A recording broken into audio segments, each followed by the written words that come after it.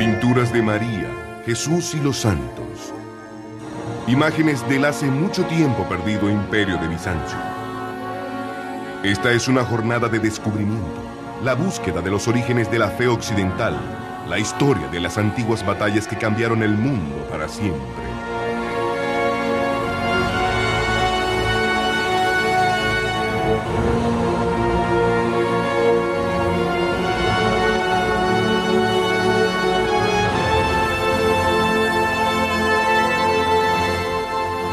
Bizancio, el imperio perdido.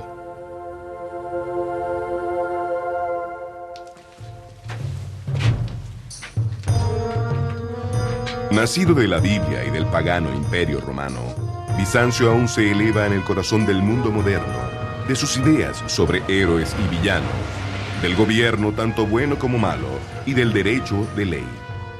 Todas las ciudades de Bizancio contenían imágenes sagradas, retratos sagrados. Se decía que vinieron del cielo. Eran llevados a las batallas. La gente moría por salvarlos de la destrucción. Esta es su historia.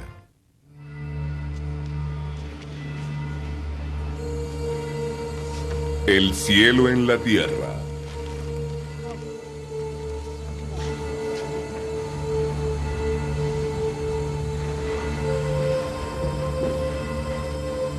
Este es el corazón del antiguo palacio de los papas de Roma.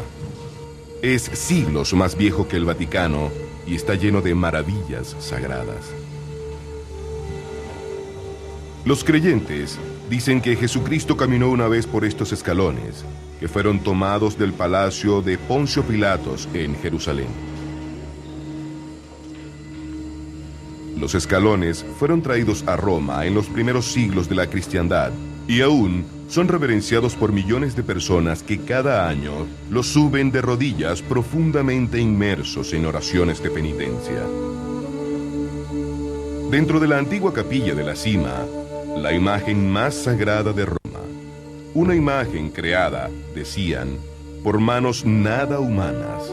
Un retrato tan poderoso que cuando, en la Edad Media, los bárbaros se detuvieron en las puertas de la antigua Roma, la imagen inmovilizó a las tribus con su mirada paralizante y los hizo regresar a Alemania.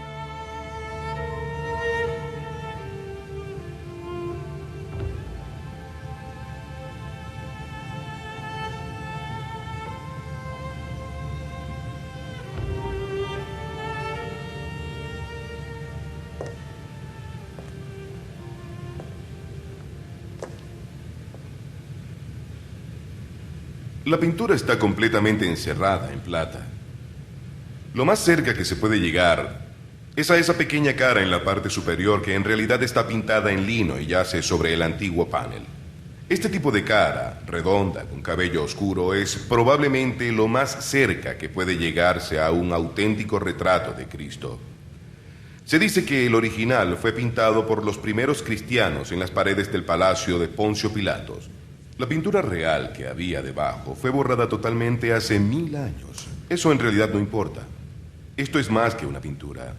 Es literalmente una ventana al cielo, una conexión entre la divinidad y la tierra.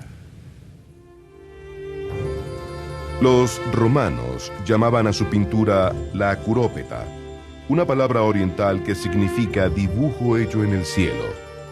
En realidad, fue hecha en el siglo VII, en el imperio de Bizancio, como parte de un conjunto de dibujos de la gente de la Biblia.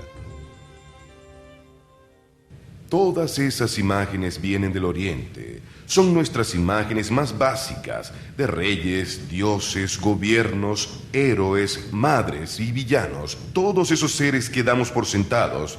Y la historia de cómo llegaron del Oriente al moderno Occidente es un cuento sorprendente. Han llegado a través del fuego.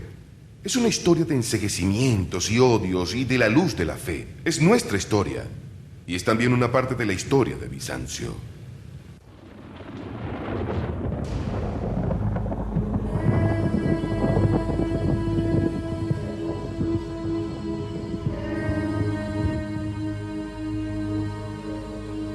La historia comienza en el año 360, apenas unos pocos años después que el Imperio Romano había aceptado al cristianismo, cuando un peregrino pagano vino aquí, al santuario griego de Delfi, a preguntarle al dios Apolo si las antiguas imágenes paganas serían alguna vez honradas y veneradas de la forma antigua.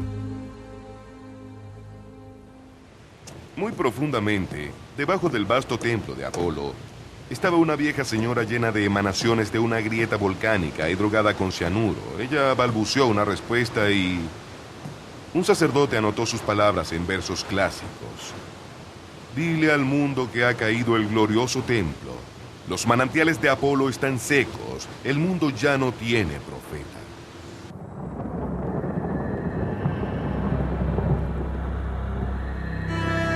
Usando los signos y símbolos de los antiguos dioses, el sacerdote de Apolo acababa de anunciar el fin del mundo pagano.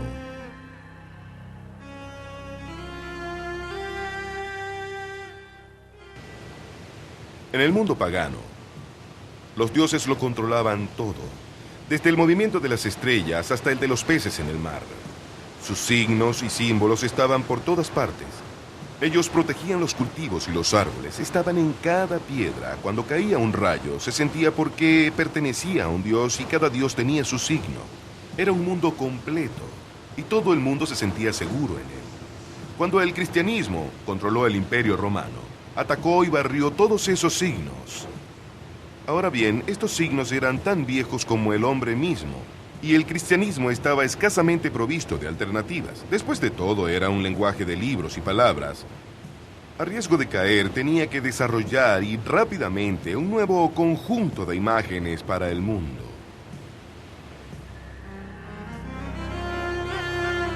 El truco, el genio, podrían decir, no era solo reemplazar este antiguo caos de 10.000 signos y símbolos paganos con un conjunto único de imágenes cristianas, sino encontrar un modo rápido de esparcir estas imágenes y retratos cristianos a través del antiguo Mediterráneo. Libros eran la respuesta. Los libros se inventaron al mismo tiempo que se inició el cristianismo. Antes de eso había pergaminos. Esta es una copia. Uno de los libros más viejos del mundo, de los primeros siglos del cristianismo. Si lo hojean, verán dibujos que ilustran la narrativa. Si ese hubiera sido un libro cristiano, podría haber recorrido todo el Mediterráneo y haber tomado un conjunto de imágenes cristianas, la historia de las paredes de la iglesia. Esta es solo una copia. Estas imágenes antiguas son tan preciosas que de los libros de esa época, del siglo V, algunas de las imágenes más viejas provenientes de ellos ahora están protegidas en vidrio. Miren, aquí está Júpiter. Este es un libro pagano que ilustra poesía pagana y es un dibujo de Júpiter, el rey de los dioses, y tiene un halo. Igual que los santos cristianos lo tendrán en sus retratos, está sosteniendo un globo justo como lo tendrá Cristo en 1.000.000 de iglesias. Está sentado bajo la bóveda celeste como Cristo. Y es el rey de las estrellas, la luna y el sol. Esta es una pose que nos dice que es un rey. No puedes tener a Jesús, rey del mundo, a menos que luzca como un rey. Ese luce como un rey. De allí es de donde están sacando su iconografía, directo de la fe pagana. Ahora vean esto. Aquí hay otra de esas muy valiosas ilustraciones antiguas, las raíces de nuestro arte occidental. Piensen en esto.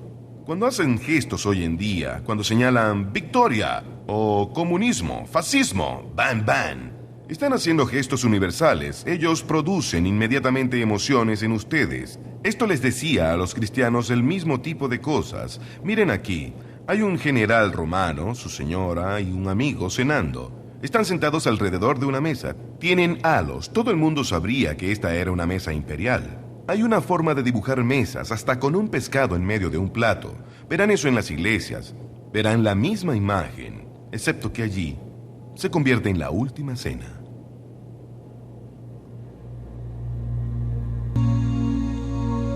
Las primeras imágenes imperiales en contar historias de la Biblia cristiana, en simbolizar su fe, vinieron de esta ciudad, a 1.500 kilómetros al este de Roma.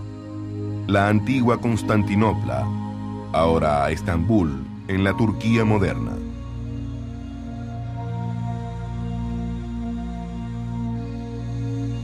El emperador Constantino el Grande consagró esta columna cuando fundó Constantinopla en el año 330. Desde ese año, la ciudad se alzó en el corazón del vasto imperio de Constantino, el primer estado cristiano, primera entre las más grandes ciudades que el mundo jamás había visto: Alejandría, Antioquía, Roma y capital del nuevo imperio de Bizancio. Desde el mismo principio, Constantinopla realmente mostraba nueva religión, nuevo estado, nuevo gobierno. Todo estaba disponible aquí. Aunque resulte sorprendente, tenemos una buena idea de cómo se sentía vivir dentro de esta ciudad en ese preciso momento en la historia. Esta es una foto de prensa de 1500 años, aunque no en película, sino en marfil. Esta es la pulpa del colmillo de un pobre elefante. Los bizantinos importaban marfil de la India y de África. Este vino seguramente de África porque es enorme. Habrá venido, por supuesto, a través del Egipto por todo el imperio hasta Constantinopla. Los bizantinos adoraban el marfil. Pensaban que tenía una textura como la de la piel viva. Esta es entonces la única visión que tenemos de la vida en Constantinopla alrededor del año 420. Es una procesión. Dos sacerdotes están llevando los huesos de San Esteban de Jerusalén en un carruaje real hasta el Palacio Imperial de Bizancio. El poderoso emperador Teodosio II está caminando con sus ministros por el centro de la ciudad. La procesión de Teodosio habría pasado justo por esta calle. Este es el Estambul moderno. En aquellos días del siglo V, era llamado Constantinopla. Estamos caminando entre los puertos y el antiguo centro de esta ciudad. Sospecho que era casi igual en aquellos días, solo que habrían miles de personas mirando al emperador en su camino al palacio. Estas procesiones, especialmente en esa época, eran un asunto bastante tenso. Este tipo de ciudades, estas grandes ciudades clásicas, tenían 1000 años, pero los obispos que las dirigían las miraban con nuevos ojos. Los tiempos estaban cambiando. Ellos veían a los ricos caminando hacia la iglesia para cuidar sus almas, pateando a los mendigos, niños mutilados por sus padres para hacerlos lucir más lastimosos. Y veían pasar a mujeres ricas que llevaban joyas equivalentes a kilos de alimentos y no les gustaba lo que veían.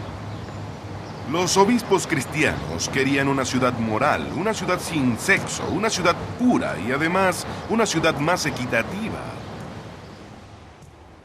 Así que por eso, quizás es por lo que el emperador no está sentado en su carruaje, sino caminando por la calle y llevando una vela junto a sus cortesanos y los huesos de un hombre pobre de Palestina viajando en el coche real.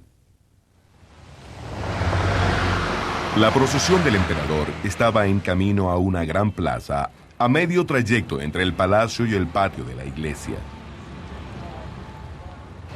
Creo que nuestra procesión de marfil habría pasado por aquí, justo por el corazón de la antigua ciudad. Ahora, ven ese baño turco de allá, está más o menos en el mismo lugar que la entrada en nuestro marfil. Ven ese gran domo alto sobre la entrada, la imagen de Cristo, la cara de Cristo en la entrada. Esa era una imagen tan famosa. Era llamada el Cristo de la entrada. El más famoso e influyente retrato de Cristo fue copiado de la gran estatua de marfil brillante de Zeus de las 7 maravillas y estaba situado en un palacio por allá.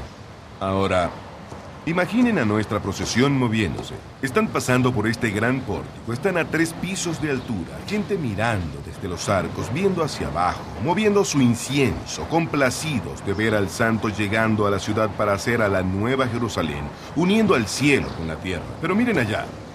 Ese es el punto donde la iglesia, la nueva iglesia de San Esteban, está siendo construida. Está lista para recibir las reliquias. Aún no han terminado el techo y los techadores todavía están trabajando. Pero la emperatriz está esperando orgullosamente en la puerta, sosteniendo una cruz.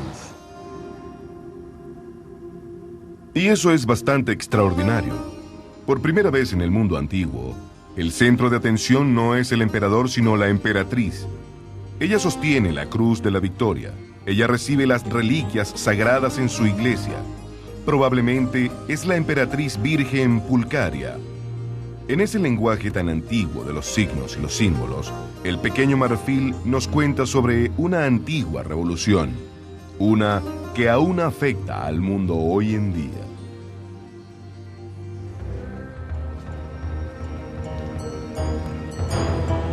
Imaginen que es Semana Santa, 15 de abril del año 428, y que esta agradable iglesia nueva está llena de todos los nobles de Constantinopla, hombres abajo, mujeres en el piso superior y en las galerías. De repente, hubo una gran calma. La Guardia Imperial y el emperador y toda su familia habían entrado a la iglesia. Ahora, en el medio de estas iglesias hay un gran púlpito. Por más de un siglo, los predicadores han lanzado fuego desde estos púlpitos, usando todo el lenguaje, todos los signos, todos los símbolos de la fe cristiana y la ética de la Biblia, estableciendo toda la estructura de este nuevo imperio cristiano. Y el emperador y su familia escuchaban humildemente.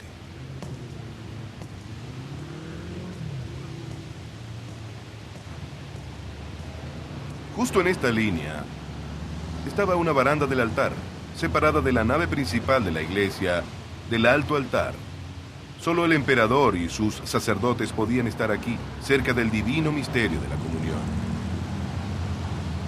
En el año 428, las cosas eran muy diferentes.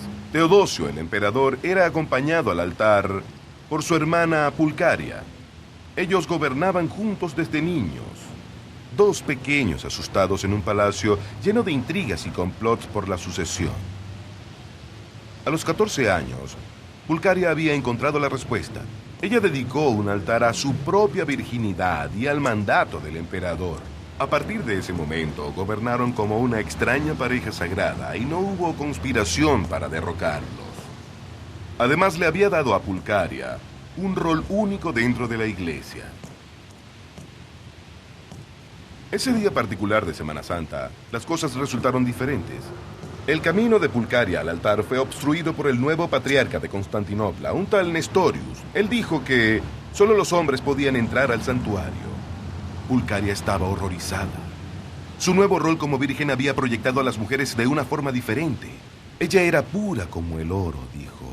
Se había mantenido suave como la lana para recibir el Espíritu Santo y gritó: ¿acaso no he dado a luz a Dios? Pero Nestorius era un hombre de la vieja escuela. Prefería ver a las mujeres como hijas de Eva, esa desafortunada dama que se interesaba en serpientes, sexo y pecado. Tú, le dijo a Pulcaria, has dado a luz a Satán. Y ahí lo tiene. Los roles de las mujeres establecidos en los inicios de la iglesia cristiana: pecadoras, vírgenes y madres. Al abrir el debate, Pulcaria no solo había promovido el rol de la Virgen María y las mujeres de Bizancio, sino que había definido el papel de las mujeres en el cristianismo para siempre.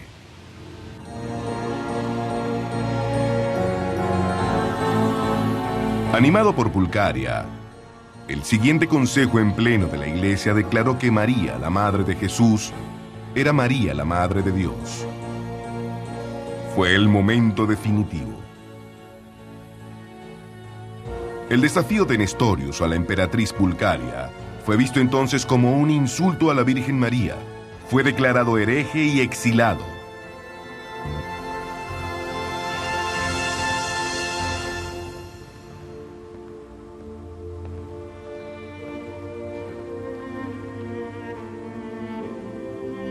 Gracias a Pulcaria, la familia del emperador de Bizancio se había convertido en un reflejo de la Sagrada Familia en la corte celestial. Es por eso que estos emperadores medievales ofrecen su ciudad y una imagen de esta iglesia, Santa Sofía, la Catedral de Bizancio, para la protección de la Virgen María. La Madre de Cristo es también Madre de ellos. Después de Pulcaria, Los reyes de Bizancio gobernaron por derecho divino y por derecho de nacimiento, y todos los subsiguientes reyes occidentales los imitaron. Pulcaria había conjurado un hechizo de poder y santidad que hasta hoy rodea los cargos de gobierno. Ella también cambió la manera en que los hombres veían a las mujeres y cómo las mujeres se veían a sí mismas.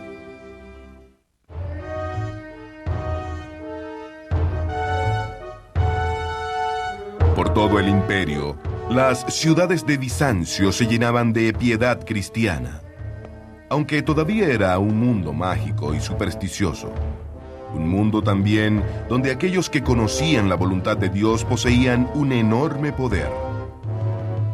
Ermitaños como San Simón del Pilar, quien predicaba en Siria y no dudaba en cuestionar la conducta del propio emperador. ¿Cómo te has vuelto arrogante, oh emperador? ¿Y cómo tu corazón ha olvidado al Señor, tu Dios, quien te dio la corona imperial y el trono imperial? ¿Y cómo te has hecho amigo del inútil e infiel judío? Entonces, oye esto. Pronto encararás el juicio divino y alzarás las manos al cielo y gemirás. La impiedad, entonces, desataba la ira de Dios.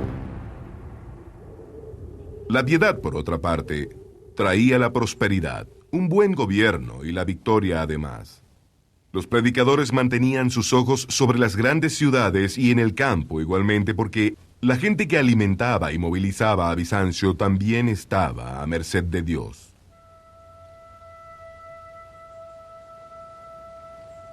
Inmerso en la Anatolia turca, este pequeño pueblo fue una vez la ciudad de San Miguel de los 10.000 Ángeles, famosa por sus exquisitas iglesias. En la zona campestre de Bizancio, la vida estaba en el filo de la navaja, entre la prosperidad y la hambruna, entre la carne y el diablo. Las piedras mágicas todavía aliviaban el dolor de cosechar y de parir. Figuras mágicas, mitad gallo, mitad serpiente, vestidas de armadura, aún mantenían a raya al mal de ojo. Bizancio fue construida sobre las memorias de este pasado pagano, a veces hasta con las mismas piedras viejas. Demonios antiguos rondaban la campiña, secaban pozos, cortaban la leche y amenazaban con la plaga y la locura. Muchos santos eran en realidad doctores tratando una locura nacida del terror sagrado. Sus oraciones alejaban a los antiguos demonios, resguardando a los animales y a las cosechas.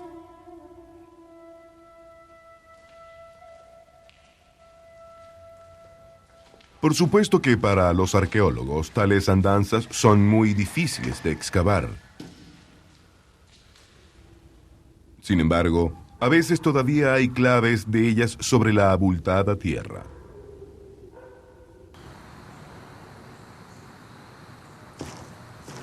¿Alguna vez se han preguntado qué atrae a los arqueólogos a un lugar en vez de otro? Esta colina es un maravilloso ejemplo. Solo miren su forma. Es un poco extraña en el paisaje. ¿Ven esas piedras blancas? Esta piedra es de construcción. Podrían pensar, eso es interesante, pero entonces yo encontré esto. Miren, es una pieza de mármol igual a la que usaban los bizantinos para revestir las paredes. Así que este es un edificio bastante rico. Aquí hay un pedazo del techo, así que tenemos las paredes, el techo, todo lo que se puede necesitar.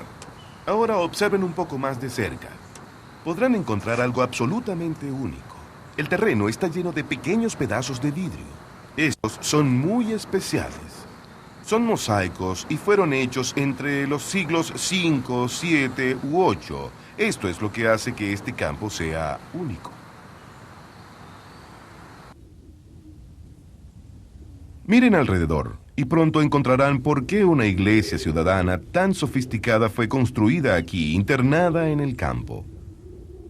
Mucho antes de que los cristianos se apoderaran de su magia, esta área fue un santuario pagano, un lugar de manantiales y arroyos sagrados, un pequeño paraíso. Bien, este es el lugar que le ha dado su nombre a la región. En turco antiguo, Yurmay. En griego, Hermía. En romano, Thermae. Allá hay una fuente de aguas termales, que en algún tiempo fue un templo pagano.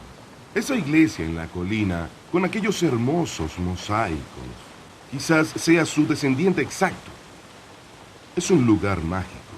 Una vez hubo muchos lugares como este en Anatolia. Hubo una vez, en los primeros años del cristianismo, una lavandera pagana llamada Hipatia, quien dijo que solo se haría cristiana si podía ver por sí misma el rostro de Jesús, e inmediatamente, dice la historia, encontró el retrato del Señor flotando en las aguas del arroyo del pueblo. Ella se asustó mucho y apretó la pintura contra su pecho. Entonces, Hipatia encontró que tenía dos pinturas, el retrato original y otro, impreso en su vestido. Era un milagro. Esas imágenes tan poderosas, caídas directamente del cielo y duplicadas misteriosamente, son llamadas acurópetas. Según la tradición, varias de ellas todavía sobreviven. La acurópeta, en el antiguo palacio de los papas de Roma, el Gran Manto de Turín.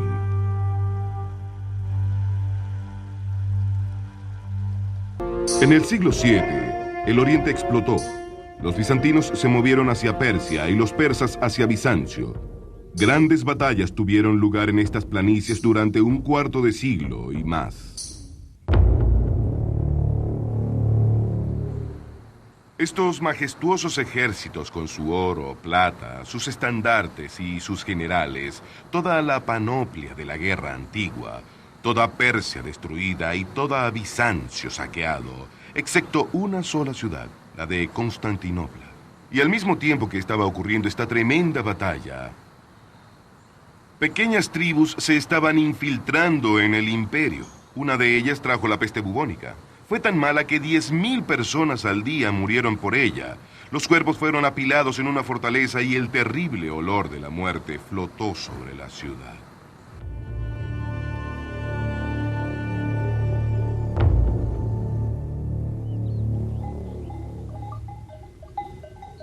Una de esas tribus de una ciudad mercantil en Arabia encontró en medio de sí misma un gran profeta, Mahoma. Mahoma tenía la habilidad de convertir una revelación religiosa en una realidad política inmediata. Encendidos por su genio, los ejércitos del Islam barrieron los devastados paisajes del Oriente. En el año 636, en una batalla en las alturas del Golán, los bizantinos fueron aplastados. No mucho después, el Imperio Bizantino, ese vasto imperio que una vez había abarcado desde España a Siria, era gobernado por kurdos árabes. Al mismo tiempo, la nación de los eslavos había irrumpido a través de las defensas nórdicas bizantinas en el Danubio y estaban incursionando hacia el sur hasta Grecia, incluso amenazando a Constantinopla.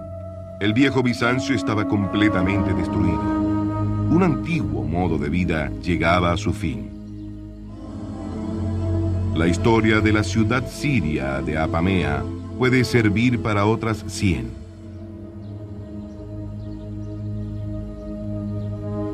Apamea había sido una ciudad grande y rica durante 1000 años. En tiempos paganos, tuvo cantidad de filósofos y finos templos. Antonio y Cleopatra vinieron aquí de luna de miel. La Apamea bizantina también tuvo su ración de elegancia, de iglesias, reliquias y obispos tragafuego. Había cientos de ciudades como Apamea a lo largo del imperio de Bizancio. Pero luego de las grandes guerras, todas ellas colapsaron. Es muy difícil ver un desastre en la arqueología. Las cosas se detienen, todo lo que se encuentra es ceniza. En el Imperio Bizantino, prácticamente se dejó de acuñar monedas.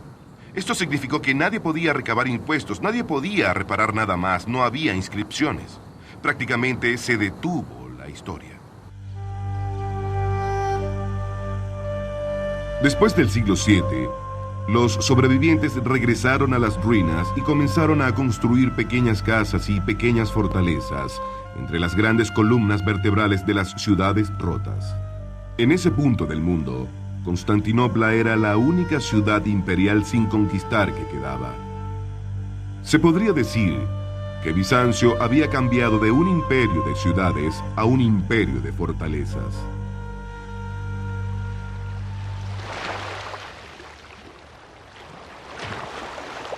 Durante gran parte del siglo VII, Constantinopla debe haber lucido así, la vieja Monumbasier al sur de Grecia. Los muros de la ciudad protegían a los refugiados del imperio perdido, soldados, artesanos, terratenientes. Sus iglesias estaban llenas de las imágenes de 10.000 capillas lejanas. Sus plazas abiertas y carreteras públicas se asfixiaban de vías curvas y pequeñas callejuelas. La escala de la vida había cambiado completamente. Ahora la gente se quedaba junto a la hoguera familiar. Leía libros en silencio, cultivaba sus canciones, se dedicaba a romances clandestinos. Hasta las pautas de comida y bebida cambiaron. El pan, por ejemplo. El maíz de Constantinopla venía principalmente de Egipto. Después de las invasiones árabes, no había maíz en Egipto, ni limosnas de pan gratis por primera vez en cientos de años. Peor aún, el trigo que venía del norte sabía diferente, pero subía como el pan moderno, y ahí es realmente donde surge la hogaza moderna. Pero no era solo la comida que se ingería, era la forma en que se comía. La gente antigua se había sentado en sofás atendidos por esclavos, no tenían cuchillos ni tenedores, no había dónde ponerlos. Ahora, con sillas y mesas, la gente se sentaba, así que las grandes cucharas clásicas fueron limadas para hacer un pequeño tenedor y pinchar la comida. Muy pronto la gente cortaría su propia comida con cuchillos. Otros cambios más. La pérdida de Siria con los árabes prácticamente extinguió el comercio de aceite de oliva. Así que las casas se iluminaban con velas, las cuales eran costosas. Tampoco se podía freír mucho. Ahora había más comida hervida del norte. Las comidas del norte requerían más de carne que de puerco. Los del norte además vestían ropas diferentes. Bizancio era frío. La gente comenzó a usar pantalones por primera vez. Esos tipos rudos del norte con su cabello largo comenzaron a ser imitados por los bizantinos. Si quería lucir atractivo y salvaje, tenía que lucir como un norteño. El mundo viejo clásico estaba desapareciendo. Tras las altas paredes de piedra, había incertidumbre, estrés y miedo. Y en el viejo modo de la época, Bizancio expresó este cambio de ánimo con los signos y símbolos de su fe. Este es un muy buen ejemplo de lo que quiero decir. En su día, esta moneda era absolutamente única. En lugar de tener un retrato del emperador enfrente, tenía uno del Cristo que estaba sobre la entrada del palacio. Es extraordinario, nadie sabe por qué fue hecha. Una cosa sí es segura. Impidió que los árabes la usaran porque no estaban de acuerdo con los retratos religiosos. Así que el exchequer bizantino fue una especie de separación de ellos en este momento porque las monedas tenían una imagen de Cristo. Existía otro aspecto del asunto. Había muchos bizantinos a los que no les gustaban las imágenes de Cristo. En Bizancio surgió un debate sobre si era una buena idea o no era una buena idea tener imágenes. Fue un debate que continuó con cegamientos, incendios, mutilaciones y ferocidad por más de 100 años y cambió a Bizancio para siempre.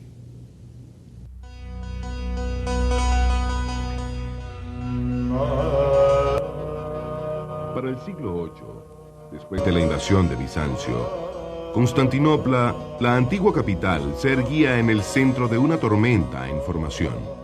La tormenta se llamaba iconoclasia, que literalmente significa la destrucción de las imágenes.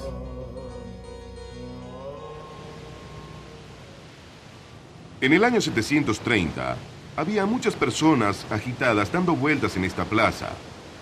Venían aquí porque habían oído que el emperador quería quitar el gran retrato de Cristo que colgaba sobre la entrada del palacio. Adoraban el retrato, no querían que lo quitaran, curaba a los enfermos. Ahora, esta pintura está bajo los grandes arcos de la entrada del palacio, más o menos por allá. Un soldado puso una escalera para ir a buscar la pintura, y alguien salió de la multitud y empujó la escalera y mató al soldado. Pero otros soldados bajaron la pintura, arrestaron a la persona que había matado a su amigo, y después la ejecutaron.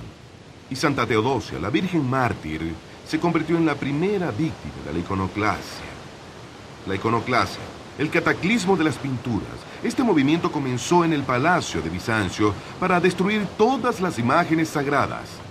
30 años después de haber quitado el retrato del palacio, los iconoclastas, la gente que estaba destruyendo las imágenes, pasaron a la gran iglesia.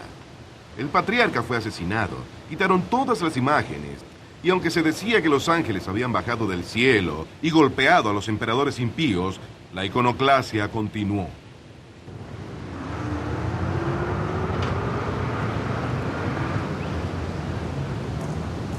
Los mosaicos de vidrio fueron convertidos en polvo, los libros fueron destrozados, las pinturas en madera partidas en pedazos, y la sangre de las imágenes sagradas, se decía, empapaba la ropa de los iconoclastas. No eran solo cosas pequeñas. Los monumentos de las ciudades estaban cubiertos de imágenes. Este, por ejemplo, era parte de un granito que estaba en el centro de la ciudad. El emperador decretó que la imagen sagrada de la Virgen que contenía fuera borrada y que se pusiera en su lugar un retrato de su auriga favorito. ¿Qué estaba ocurriendo?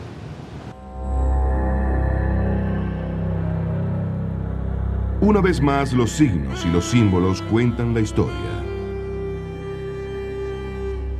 Alrededor del año 750, el mismo emperador que tanto detestaba las imágenes sagradas, restauró esta hermosa y vieja iglesia, Santa Irene, en Constantinopla. La cruz solo era a la medida del hombre. El pío emperador, Constantino V, un soldado dedicado. Como otros emperadores y generales de la época, Constantino V creía que los retratos sagrados eran malos a los ojos de Dios. La iglesia no contenía otras imágenes. Nos adentramos en una era peligrosa y misteriosa.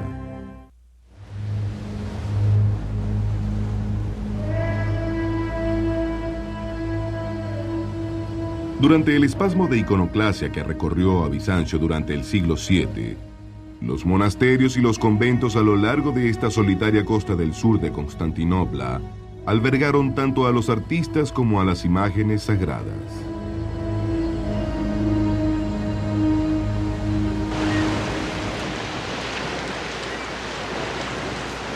La batalla por los íconos iba y venía por todo Bizancio, como una tormenta, pero esas imágenes nunca se fueron de la gente. Eran demasiado queridas. Los monjes lucharon por ellas. Los monjes de los grandes monasterios imperiales de Constantinopla. Los monjes vivían aquí en esta tierra idílica a lo largo de la costa marmárica. Ellos murieron por esas pinturas. También había íconos hasta en el palacio real. A la gente común les gustaba. A la gente de la familia real les gustaba. El hijo de Constantino V estaba casado con una muchacha de Atenas, Irene, que tenía íconos en el palacio. Irene era una dama interesante. Ella quería que volvieran los íconos. Cuando su propio hijo finalmente se convirtió en emperador por derecho, lo llevó al cuarto donde él había nacido, un cuarto brillante, pórfido. Lo hizo cegar y restauró las imágenes. Esa terrible historia de Irene no fue el final de la iconoclasia. 50 años después, todavía torturaban a los que les gustaban las imágenes. A un pintor llamado Lázaro lo obligaron a poner las manos en planchas de hierro al rojo vivo para impedir que pintara. Aún así, tomó el pincel con su mano lisiada y pintó una nueva imagen del Cristo de Helk sobre la entrada del Palacio Imperial. Y esa, como toda la gente sabía, era la restauración de las imágenes.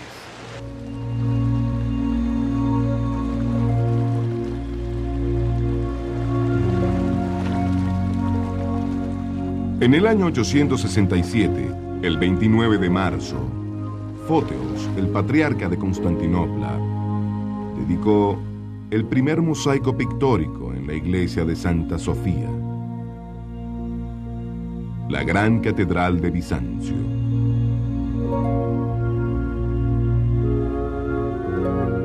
A su lado, En mosaico había una frase: estas imágenes que los herejes derribaron son repuestas por un emperador devoto. Los iconoclastas habían perdido un debate de 100 años. Hasta en su imagen, nos dice Foteus, la Virgen honra y encanta, nos fortalece y nos conforta. Una vez más, los retratos sagrados llenaron a Bizancio con su presencia sobrenatural. En Santa Sofía fueron colocadas imágenes del Cristo en el domo y aquí, sobre la puerta central de la iglesia, por donde solo el emperador podía entrar. No la imagen favorita de Occidente, el Cristo mortal en el tiempo sobre una cruz, sino la vieja figura familiar de la entrada del palacio, Cristo de todos los tiempos y todos los lugares, Cristo, Señor del cosmos. Ante esta antigua imagen, los emperadores penitentes se postran en reverente admiración.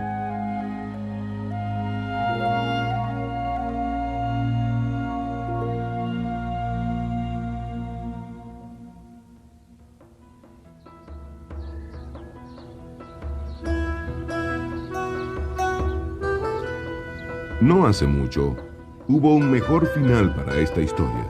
Aquí, en la antigua ciudad amurallada de Nicaea, cerca de Constantinopla, en los primeros años de Bizancio, el credo cristiano fue escrito en esta linda ciudad y también fue aprobado aquí por el primer concilio de la Iglesia.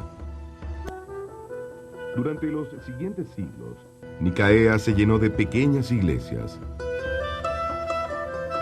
Una de ellas, una Santa Sofía en miniatura, estaba decorada con mosaicos que celebraban el regreso de los íconos después de la iconoclasia. Sin embargo, ahora solo se pueden ver estas brillantes escenas en viejas fotografías.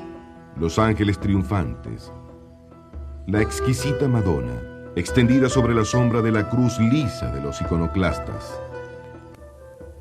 Todo esto fue destruido durante las guerras greco-turcas en 1922 y todavía cada uno de los bandos culpa al otro. A veces me pregunto, ¿cómo puede la gente mostrar tan tremenda ferocidad ante una belleza tan tranquila, ante imágenes tan pasivas? Bien, creo que depende de la forma como se vean las pinturas. Esa Virgen que estaba aquí, en la nave de esta iglesia, como la de Santa Sofía, no era como un retrato occidental. No era solo el retrato de una mujer vestida de azul sentada en una silla con un bebé sagrado. No era como el registro de un acontecimiento.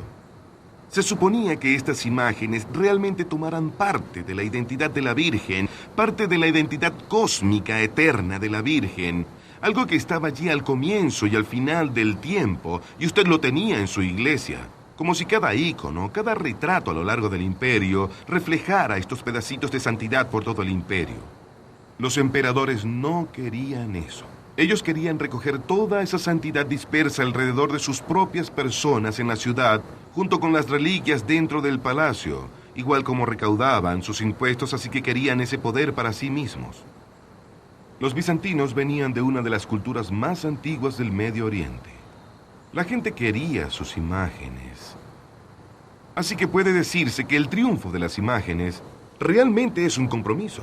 El emperador consigue su sacralización, su poder divino, sus impuestos en Bizancio. Y la gente tiene sus imágenes. El compromiso es el aspecto más indeleble de la identidad bizantina.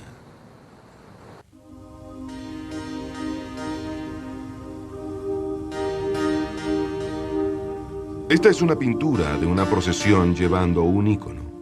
Fue hecha hace 6 siglos en los últimos años de Bizancio.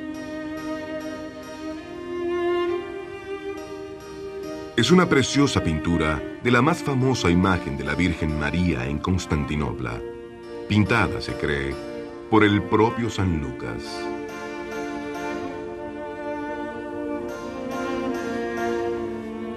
Debajo, aquellos que siglos antes habían combatido la iconoclasia y encontrado su camino al paraíso.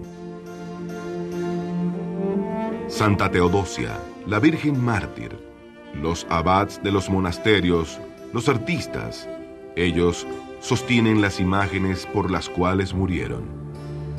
Imágenes pintadas con tanta pasión y precisión, tan ardiente color, tan tranquilo poder.